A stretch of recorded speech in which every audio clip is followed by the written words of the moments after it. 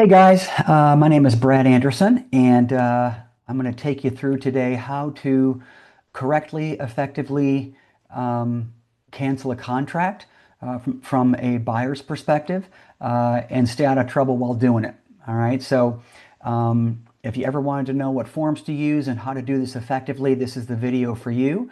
A little bit about me. So again, my name is Brad Anderson. I am the broker owner of White Rock Realty, but I also am an instructor at Champion School of Real Estate, as well as just a real estate educator in general. I have a heart for putting out these kinds of videos. I find that especially as it relates to contracts, guidance on how to do all this stuff is sorely lacking. So I just think it's better to have agents out there that know how to do this than not. And so if you're at a brokerage where you're not getting fed in that way, White Rock Realty might be an option for you. And I'll put up my information in a second to find out more about us. But because this is about contracts, I have a giveaway that I offer to everybody. No strings attached, no catch. But let me share my screen and I'll show you what that is.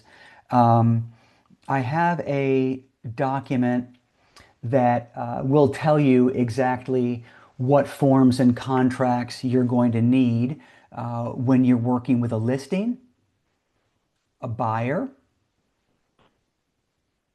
and a lease. All right, and that includes condominiums as well. So if you want this list of documents, pretty easy. Just reach out to me, either text me, call me, email me, whatever you'd like to do. Okay. If you want to know more about White Rock Realty, you can go to www.whiterocktexas.info and you can find out all you need to know about us. I do free CE classes for 1 hour each, not every Thursday, but once a month, Thursdays at 1. And if you want to be put on a list to find out when those are specifically and what the topic is, go ahead and reach out to me as well, and I'll put you on that email distribution and you can hop on.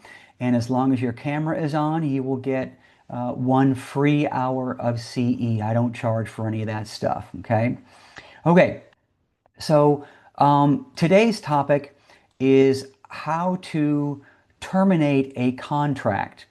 And if you are a realtor in Texas, then you must live here and you must know about the dance called the Texas two-step. And I mention that because this process is a two-step process. There are two documents that have to be submitted in order for a contract to be officially terminated. So the first is what you're looking at here, the notice of buyer's termination of contract. And we're going to go over each of these reasons in a second.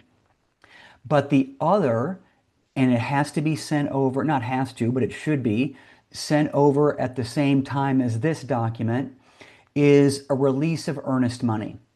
And 9 times out of 10, there will be money that is put forth by a buyer to the seller as what they call liquidated damages.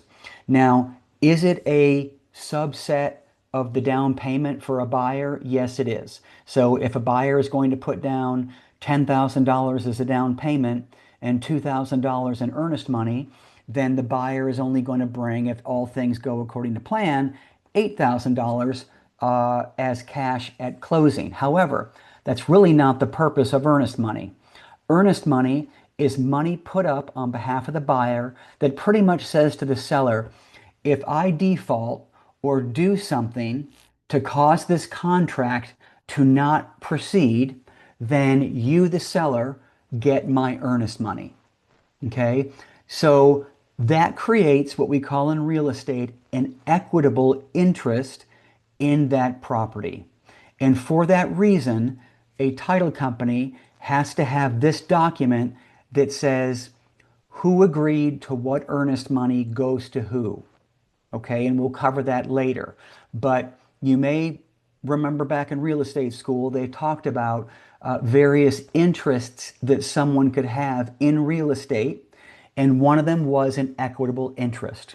So if this is not done, the release of earnest money, then technically the seller cannot put their home back on the market because someone still has an interest in that property and it has to do with money. So in order for this to be cleanly terminated, this has to be signed by both parties. Okay, now you'll notice that pretty much in anything that TREC puts out that has the word notice in it, it does not have to be countersigned. And you'll take a look at that here. This is the notice of termination of contract. You'll notice the bottom, only the buyer has to sign it. So all we as agents have to do is make sure that this is sent through an email so that we have a record of what date and time it was sent. Okay?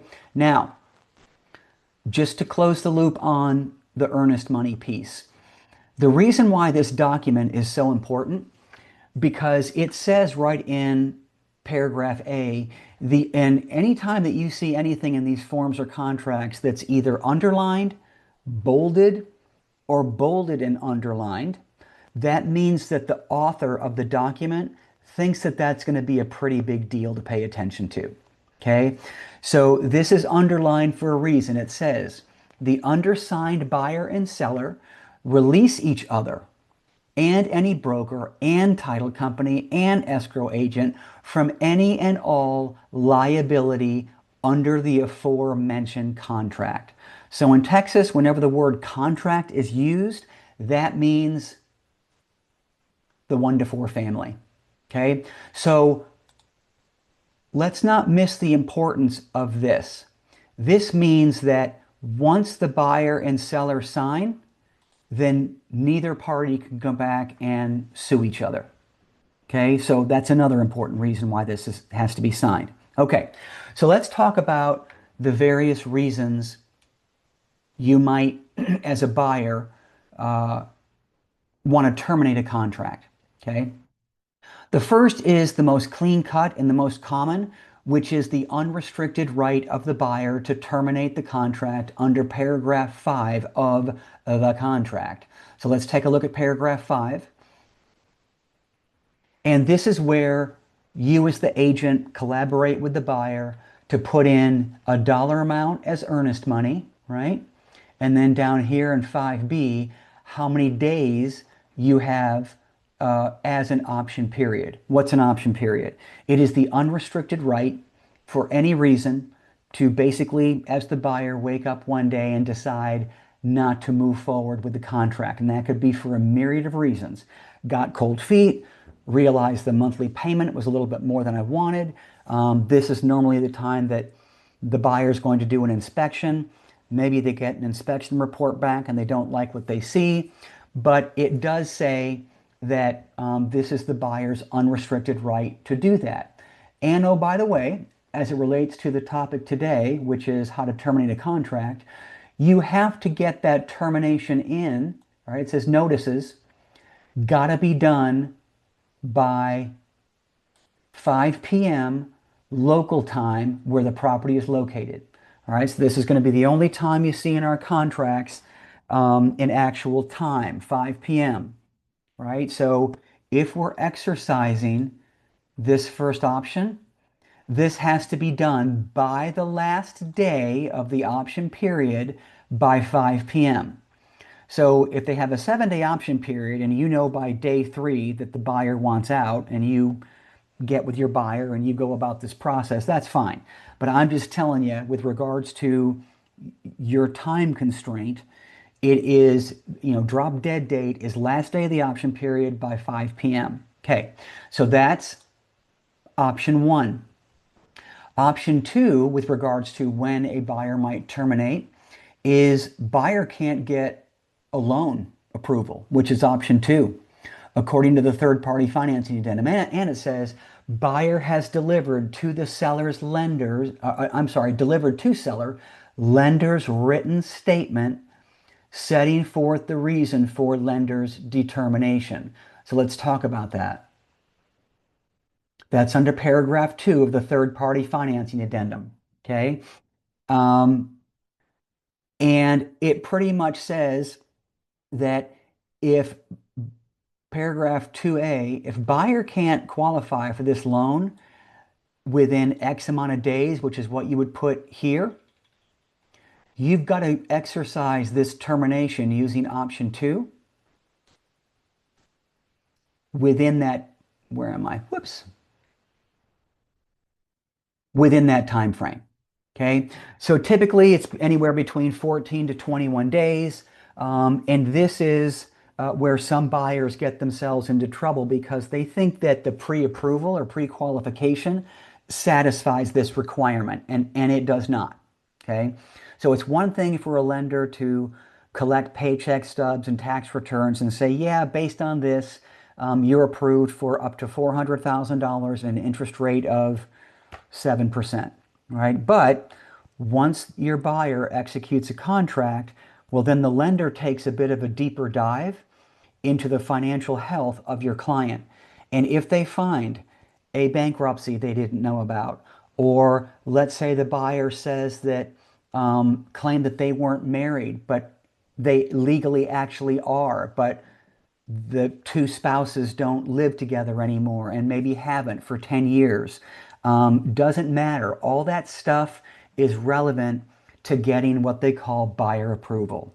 So you got to send the notice of termination within the time prescribed here. Now, the other thing that is relatively new to these contracts is that it says you have to do two things to get this, to make this valid. And one is send over that document, notice of termination, but it also says that the lender has to provide written validation that the lender was really responsible for not approving that loan. Because before this happened, buyers would get cold feet.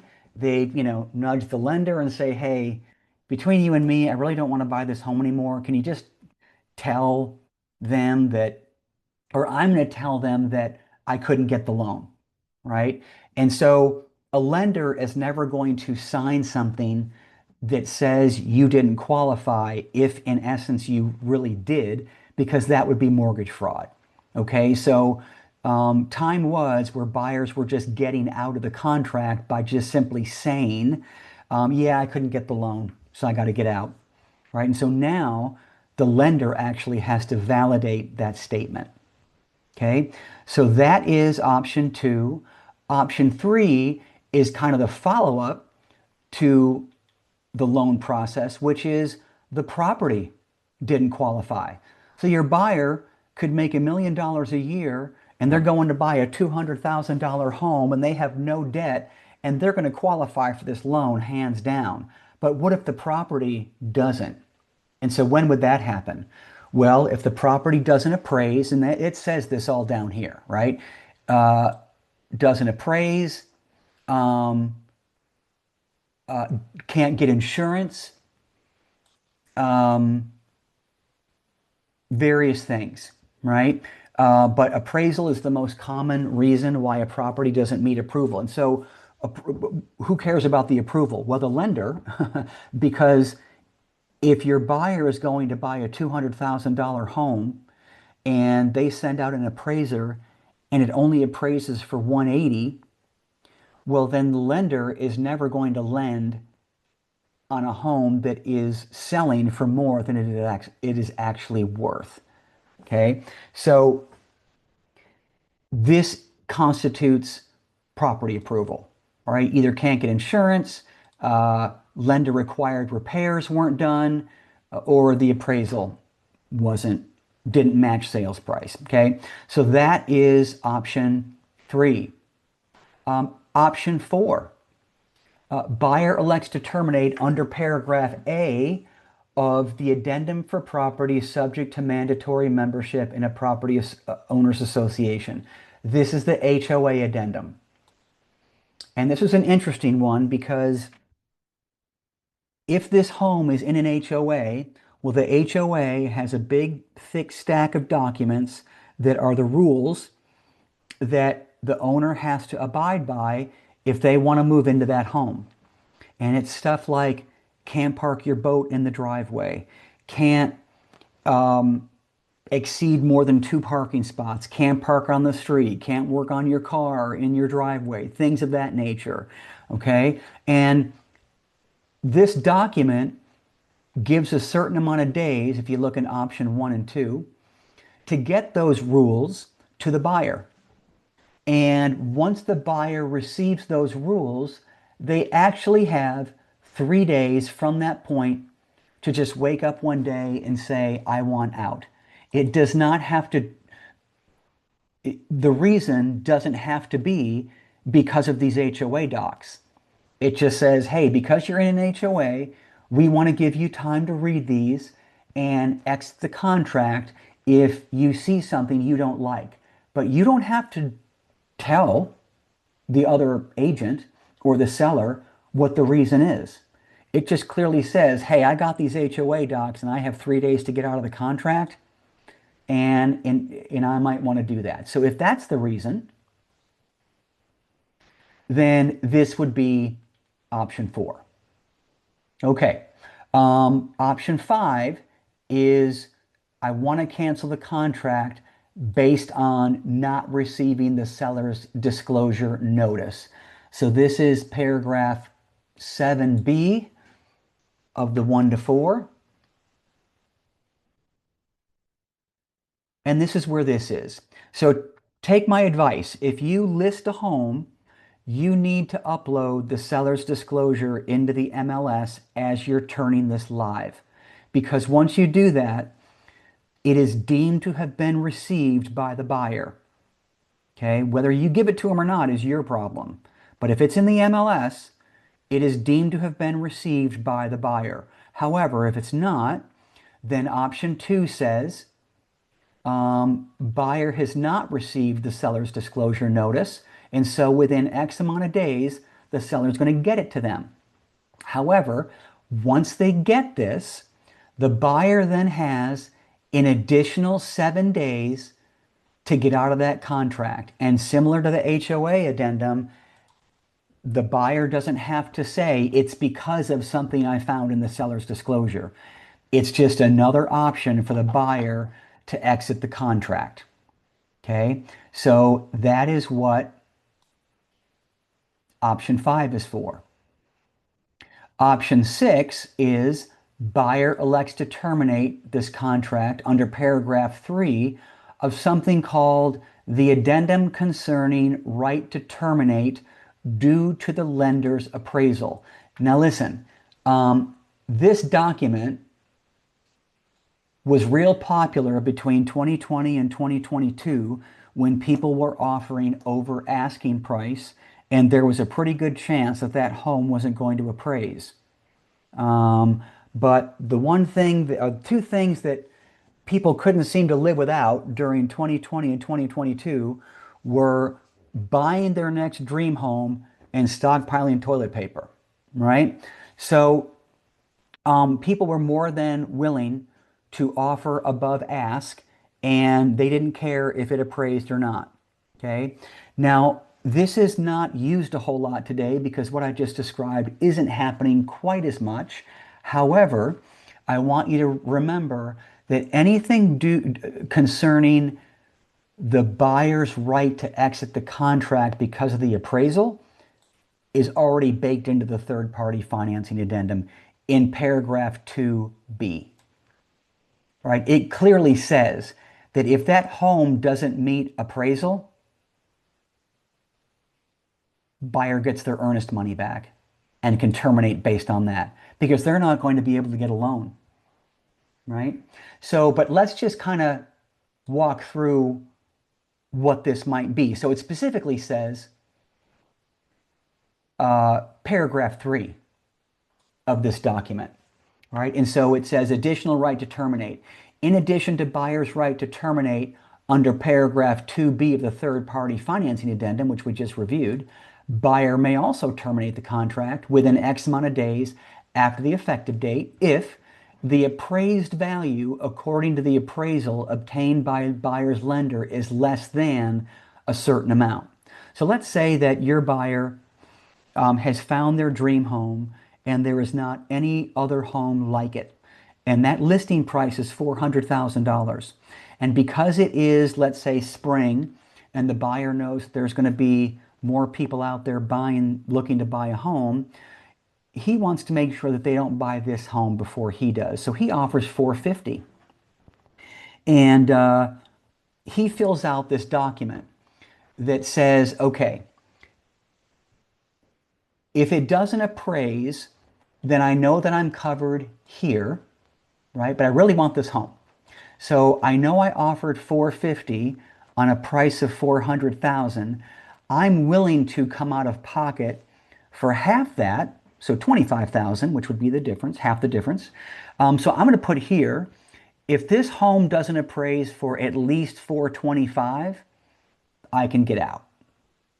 Okay? So that's kind of what that means. All right, so just know that this paragraph 3 ties to one of the 7 reasons your buyer can terminate. And then the last one is buyer elects to terminate under paragraph 6D of the contract, which is actually 6C for condos, because timely objections were not cured by the end of the cure period. So let's take a look at that. And we go up to the objections portion of the contract right here, right? So if your buyer gets a title commitment slash title policy slash the survey and any exceptions the title company might put forth and he doesn't like it, he can then go back to the seller and say, I need you to fix these things. All right, now the document here says, you don't need to read through this, I'll shorthand it for you. It says that as long as the seller doesn't have to write a check to cure those items, then he's got 15 days to do that. So the most common one that I can think of is that, let's say that the buyer wants to buy a home and the next door neighbor's fence is on that property by 6 inches. And it's not going to cost the seller to move it, but the seller knows the neighbor pretty well, and he's just going to have a conversation with the neighbor and say, look, I've got a contract on my home. The survey came back. Your fence is actually on my property. And in order for us to close within the next 2 or 3 weeks, I need you to move your fence. We've talked about this before. Are you ready to go ahead and do that? Neighbor says yes. But let's say that it's taking longer than 15 days, or the neighbor changes his mind and isn't going to move it. Okay. And so if that objection can't be met within that time period, which in this case is 15 days, then the buyer can exercise his right to terminate. He doesn't have to, by the way. He can just say, yeah, you know what? I'll just live with it. And the contract will continue as it was supposed to.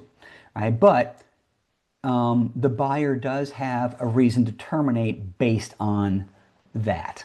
Okay, so these are the 7 nice and neat compartments that you can use to terminate a contract.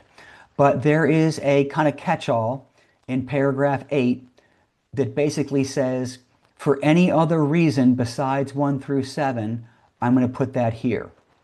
And so what would that be?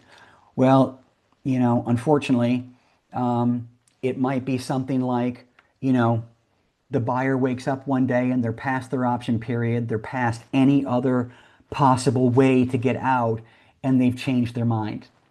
All right, and they just say, and the buyer agent might put in there, buyer is terminating as they do not wish to purchase the home.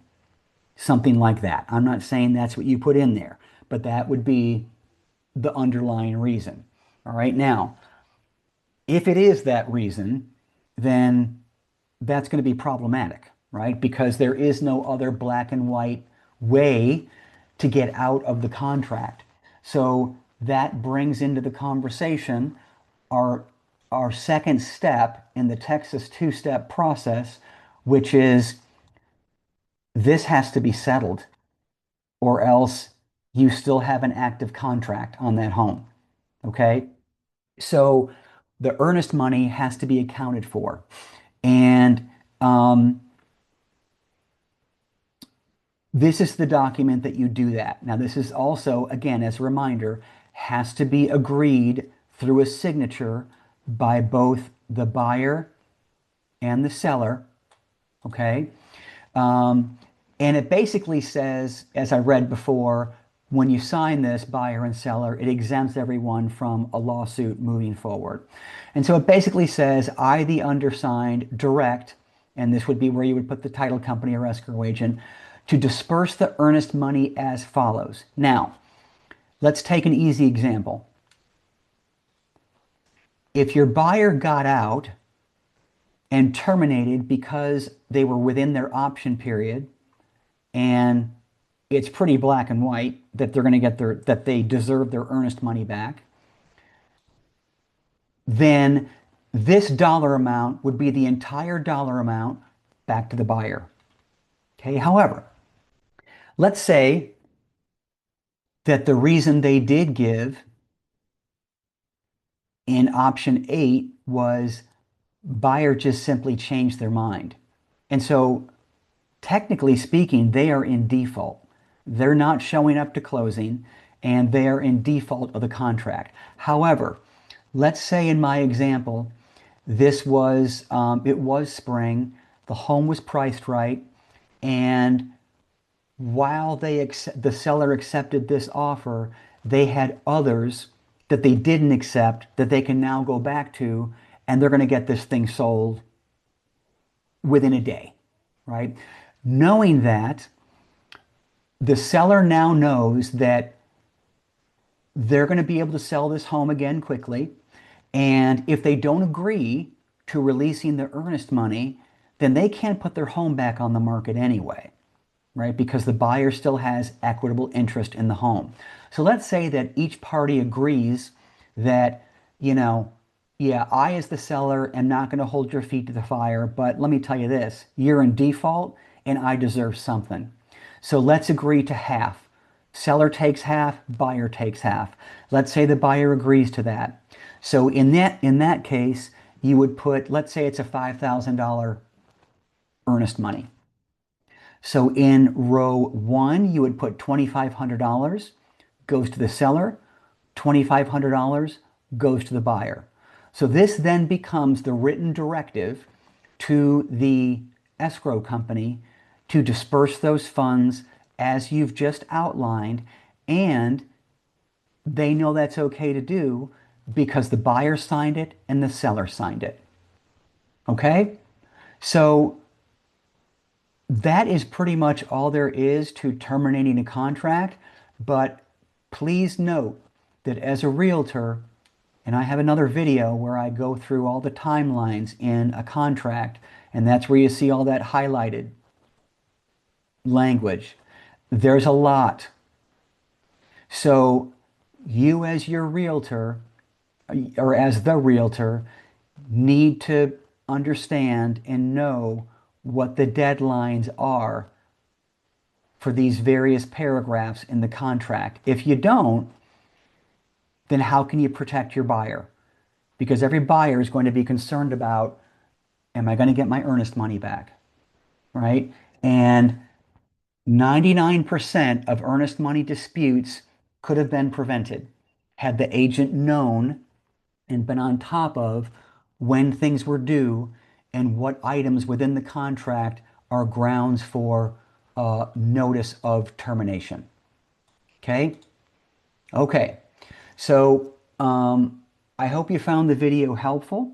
My information will be on the last slide of this video. So again, if you want a copy of that list of contracts that you need for a buyer-seller lease, or if you want to be put on a distribution list to hop on a free hour of CE every now and then, let me know.